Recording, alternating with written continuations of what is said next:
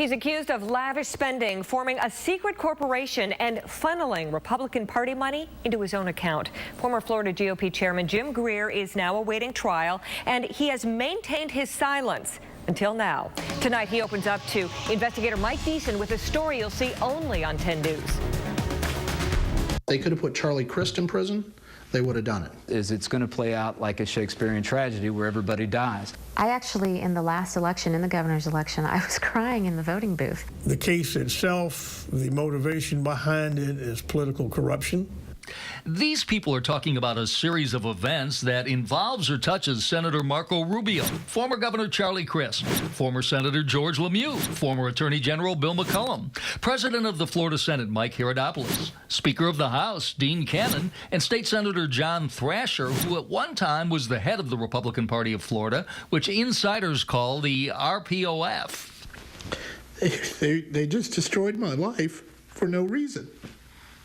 At the center is former party chairman Jim Greer and an effort by the leadership in the right wing of the party to derail the Senate bid by Charlie Crist.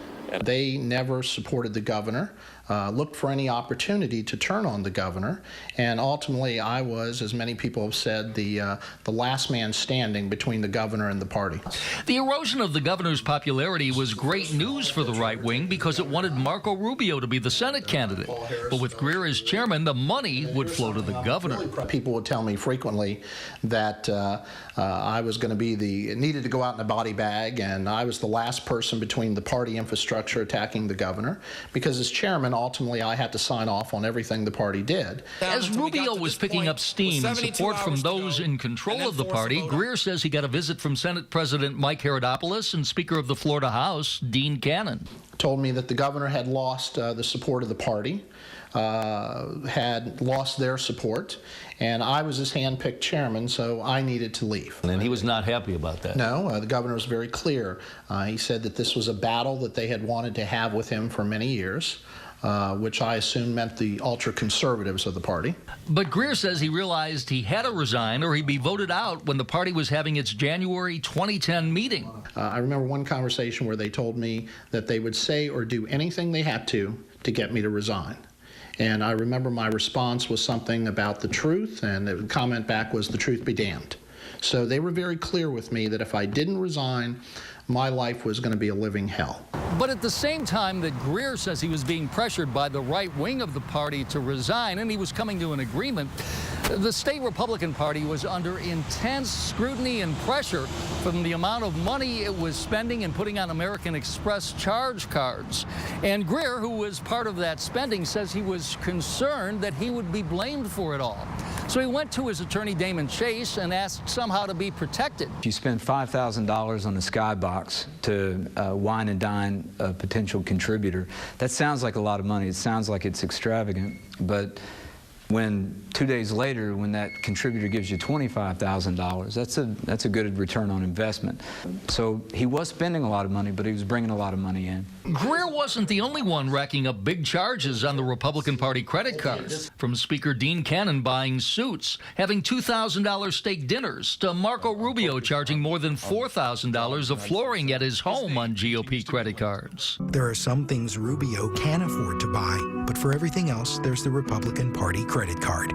It was the way the party operated, and Greer says representatives from the Senate and House came to him shortly after he was elected party leader and explained how the fundraising and credit cards were used by the party. We eat what we kill, Chairman, and I had to have that explained to me, and what that meant is if we bring $1 million into the party here and park it over here under the House and Senate campaigns, if we want to have baseball games, limousines, five-star hotels, don't you or anyone else ever tell us that we can't. Now, as Greer was being pressured to resign, not only was he concerned about the party coming after him for the money he spent, the party was concerned as well. Federal investigators have launched several probes into spending and tax records within the Florida Republican Party. But if you all want to burn the house down and destroy the party, then we'll do it, because I'm not leaving without something. You knew where all the bodies were. Well, that's right. They were as concerned as I was that I was going to sue them for forcing me to leave the chairmanship.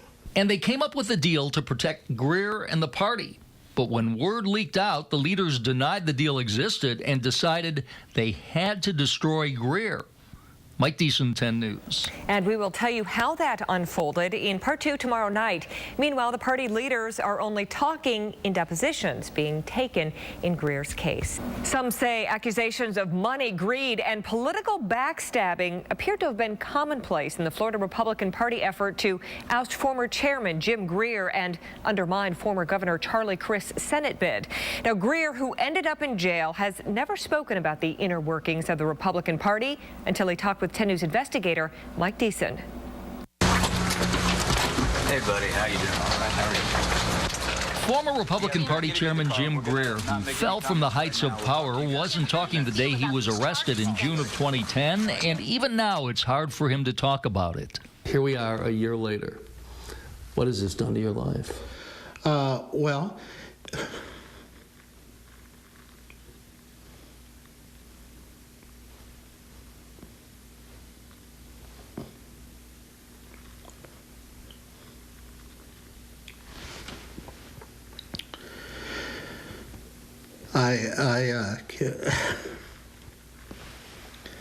I can't get a job. I have no money left to take care of my family because I've had to give it all to my attorneys. Greer says his problems began when he fired party fundraiser Meredith O'Rourke, who was making $30,000 a month plus 10% of whatever she raised.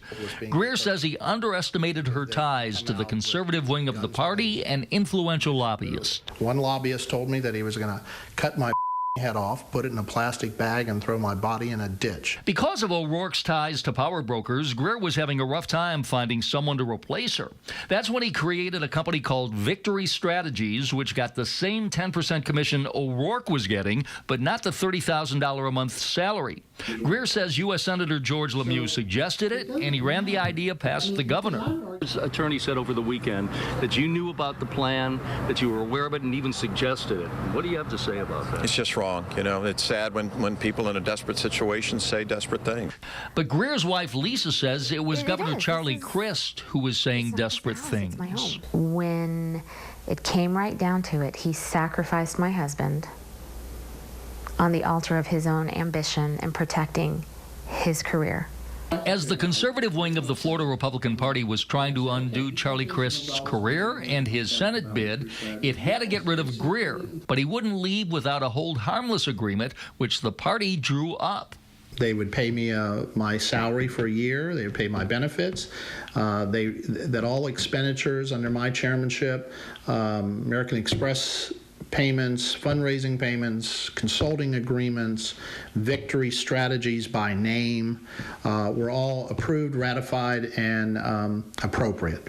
The final severance took out victory strategies and instead said all expenditures Greer made were appropriate. It was signed by Party Attorney Jason Gonzalez, Senate President Mike Herodopoulos, Speaker of the House Dean Cannon, and State Senator John Thrasher. But that's not what they told the media and party regulars. The day that Thrasher was elected, him and the attorney went into the State Executive Committee board meeting and told the Executive Committee no severance agreement existed.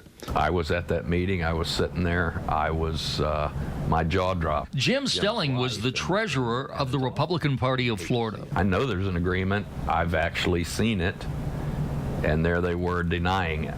It's politics. Attorney Cheney Mason is also on Greer's legal team, and he says the party was refusing to pay Greer because the leaders were lying and saying they didn't know about victory strategies.